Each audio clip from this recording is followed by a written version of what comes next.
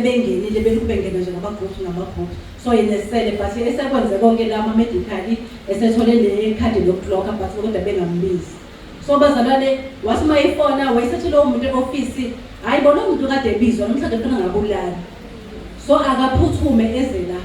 wasekulate ugogo wakhe wasemhambisa-ke kwa-Tronox laphayana wafika ngo-12 bazalwane wafika bamnikeza i-uniform bathi mina wena kade ubizwa wena kuthiwa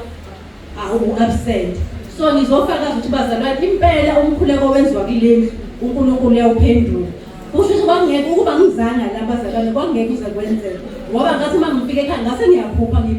ngingena endaweni engathi ngene esitolo sekuyavala but ngangena kwakhona nje umuntu ongidonsayo so bazalwane impela umkhuleko singawudeleli bazalwane umkhuleko sizokwenza la njengoba silapha nje wonke umuntu into anayo enhliziyweni yakhe akayikhulekele kule nto izophendula uNkulunkulu uJesu Kristu.